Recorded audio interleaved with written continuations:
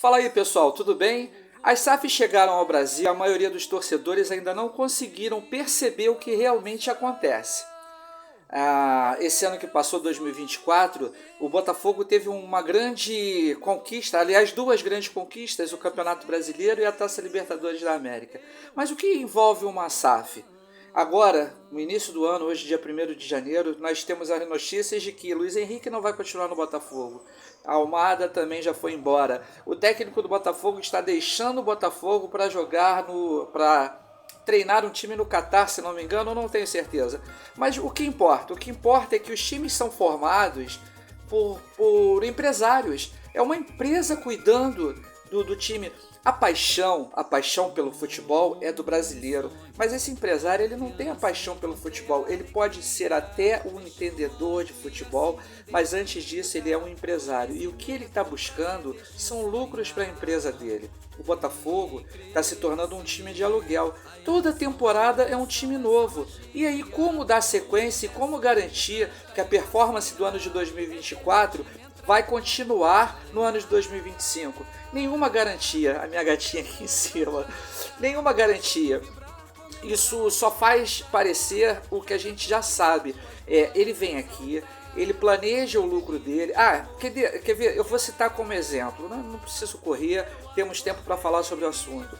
O Botafogo esse ano, com a conquista da Libertadores, ele garantiu a presença no Super Mundial que vai acontecer no meio do ano de 2025. Na verdade, o Botafogo de 2024.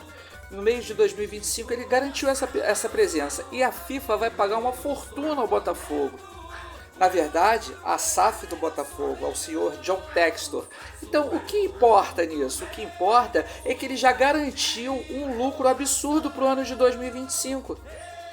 Para que ele vai manter jogadores, podendo melhorar, por exemplo, os outros clubes que ele administra, mandando esses jogadores para lá, para a Europa, para fazer valorizar o jogador e ganhar mais dinheiro ainda com eles? Essa, na verdade, a funcionalidade da SAF é assim. O empresário está aqui para ganhar dinheiro, ele não está aqui para fazer com que o time seja inesquecível, que seja mantido, que as pessoas criem uma identidade com um time titular, um time reserva, ou todo um time, mas que marque época durante muitos anos. Não, isso não acontece na SAF, não vai marcar época. As épocas que eram marcadas por dirigentes que cuidavam de seus clubes, eles não trabalhavam como empresários. Quer ver um exemplo? Eurico Miranda. Eurico Miranda fez tudo pelo Vasco. Ele pode não ter sido o melhor dos dirigentes, mas para o Vasco ele fazia o que fosse possível e impossível. Ainda na época antiga, Castor de Andrade sustentava o Bangu. Emil Pinheiro sustentava o Botafogo, mas eles mantinham os times porque eles tinham a paixão do brasileiro pelo time. Aquele era o clube de coração deles. Eles queriam ver o clube feliz, vencedor e comentado e exaltado por décadas e décadas. Coisas que realmente não está na cabeça de um empresário dono de uma SAF. O Ronaldo Fenômeno, ele foi criado pelo São Cristóvão, né? Ele foi lançado pelo São Cristóvão, foi descoberto pelo São Cristóvão, um clube que não tem nada aqui no Rio de Janeiro. Mas a partir do momento que ele teve muito dinheiro, eu não sei exatamente o que ele fez pelo São Cristóvão, mas o São Cristóvão continua aquele timezinho ali do lado do elevado, da linha vermelha, sem nada, um campinho de futebol com umas cadeirinhas ali que eles ganharam, que foram retiradas do Maracanã. Tá tudo pintadinho, arrumadinho, mas aquele clube não cresce. Mas o Ronaldo pegou o dinheiro dele e investiu no Cruzeiro. Transformou o Cruzeiro numa SAF, um clube que estava na segunda divisão. Ele pegou, transformou em SAF, recuperou o Cruzeiro, mas no primeiro momento em que ele teve a oportunidade de recuperar o investimento e ter algum lucro que ele fez, ele vendeu a SAF. E o Cruzeiro mudou de dono. O próprio Bragantino, Red Bull Bragantino, o time que vive revelando jogadores, tem se mantido durante anos aí numa posição intermediária dentro do Campeonato Brasileiro, chegando à disputa de final de Sul-Americana, mas esse ano foi um fiasco. Por quê? Porque só vendeu jogador. A empresa buscou o lucro e o Bragantino o Red Bull Bragantino quase foi rebaixado. A sorte dele é que o Atlético Paranaense foi muito mal no campeonato, aliás, foi muito mal em todas as competições e acabou rebaixado na última rodada. Mas o que eu quero dizer é o seguinte: não adianta o torcedor se iludir. O torcedor não pode ficar iludido com essa questão de que, não, a SAF agora vai mudar o meu time. Os torcedores do Botafogo estão viajando, achando que o Botafogo vai ser aquele mesmo time todo ano, do tempo todo.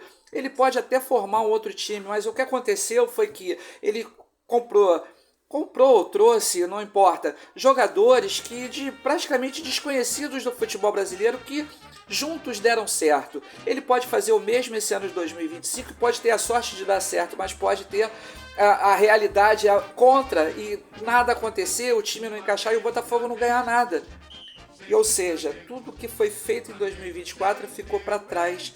Não tem nenhuma possibilidade de se pensar no futuro, porque o time está sendo desmanchado. Quando o BAP foi eleito no Flamengo, ele disse o seguinte: SAF nunca, e ele está certo. Podemos sim pensar que alguém possa investir no Flamengo, porque todo mundo quer a visibilidade que o Flamengo tem, mas entregar na mão de empresário, um cara que vive das finanças e não tem paixão nenhuma pelo clube, não vai dar em nada. Nós, torcedores rubro-negros, temos o privilégio de ter um time e de ter a grandeza do Flamengo a nosso favor. Nós podemos sim, juntos, com o pensamento sério dos dirigentes e com a força da torcida, nos mantermos por muitos anos e crescermos cada vez mais. A SAF realmente ela não vai ajudar ninguém. Pelo menos aqui no Brasil, porque o Brasil é apenas uma forma de trabalhar, investir e fazer dinheiro na Europa. A Europa é a vitrine dos clubes, então lá os jogadores se transformam em craques devido à mídia na maioria das vezes e são vendidos por valores absurdos. Isso, o que acontece? Leva o dinheiro para o bolso do empresário, dono da SAF.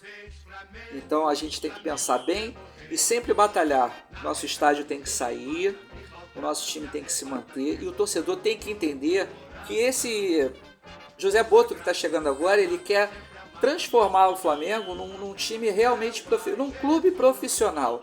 Mas sem essa história de SAF, nós temos recursos suficientes, principalmente material humano, porque o torcedor do Flamengo é o maior patrimônio do clube. E isso vai sempre ajudar. Saudações rubro-negras.